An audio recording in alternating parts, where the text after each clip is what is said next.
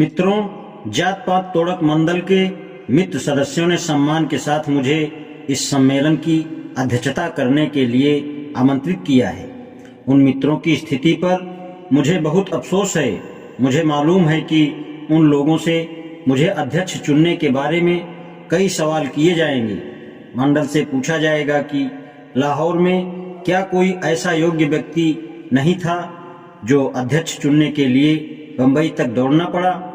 मुझे मालूम है कि मंडल को मुझसे अच्छी योग्यता रखने वाला व्यक्ति इस सम्मेलन की अध्यक्षता करने के लिए आसानी से मिल सकता था।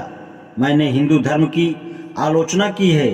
मैंने महात्मा जी, गांधी जी के सिद्धांतों की भी आलोचना की है। उनके प्रभुत्व पर सवाल उठाए हैं जिन पर हिंदुओं की काफी श्रद्धा व सम्मान है। हिंदू मुझसे घृणा करते हैं और वे मुझे अपने बगीचे का सांप समझते हैं। मैं समझता हूं कि राजनीतिक विचारों के हिंदू जात पात तोड़क मंडल से यह सवाल जरूर करेंगे कि उन्होंने इस सम्मानजनक पद के लिए मुझे चुनकर हिंदुओं का अपमान क्यों किया। धार्मिक हिंदुओं को तो यह कतई पसंद नहीं आएगा, क्योंकि सवर्ण हिंदुओं के सम्मेलन में संबोधन के लिए मुझे चुना जाना हिंदू शास्त्रों की मर्यादा व आदेशों के खिलाफ है। शास्त्रों के अनुसार 3 वर्णों में ब्राह्मण को ही गुरु स्थापित किया जाता है। वर्णानाम ब्राह्मणो गुरु, यह शास्त्रों का निर्देश है। इसलिए मंडल यह जानता है कि एक हिंदू को किससे अपनी विद्या लेनी चाहिए और किससे नहीं। शास्त्र हिंदुओं को इस बात की बिल्कुल आज्ञा नहीं देता है कि वे किसी को सिर्फ इस आधार पर अपना गुरु मान लें कि वह बहुत पढ़ा लिखा व योग्य है। यह बात महाराष्ट्र के एक ब्राह्मण संत रामदास ने बहुत स्पष्ट कही है, जिनके बारे में कहा जाता है कि उन्होंने शिवाजी को हिंदू राज स्थापित करने के लिए प्रेरित किया था।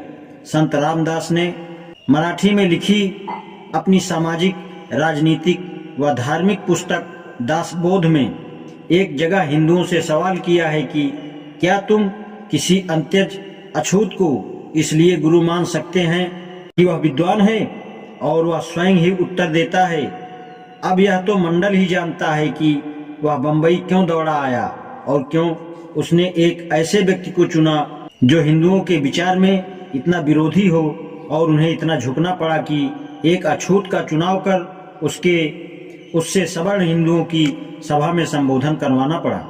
मैं अपने बारे में आपसे यह कहने की अनुमति चाहता हूं कि मैंने आपके निमंत्रण को अपनी इच्छा के खिलाफ और अपने बहुत अछूत साथियों की इच्छा के खिलाफ स्वीकार किया है। मैं यह भी जानता हूं कि मैं उन्हें हरगिज स्वीकार नहीं। वे मुझे देखना भी पसंद नहीं करते हैं।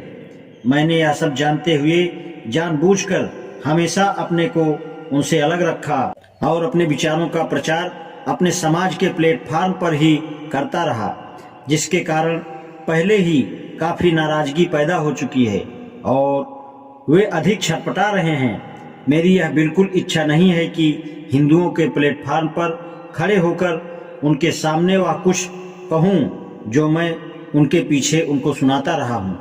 यदि मैं यहाँ सम्मेलन में मौजूद हूँ तो यह मेरी अपनी इच्छा के कारण नहीं, बल्कि आपके चुनाव के कारण हूँ। मंडल का उद्देश्य समाज सुधार करना है। इस नेक लक्ष्य के प्रति मेरी रुचि व लगन हमेशा से रही है। इसलिए मैंने अनुभव किया है कि इस शुभ कार्य में मदद करने के अवसर से इनकार नहीं करना चाहिए।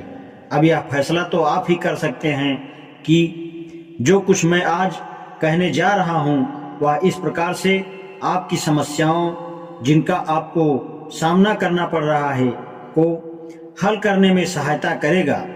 मेरी इच्छा है कि इन समस्याओं पर अपने विचार आपके सामने पेश करूं।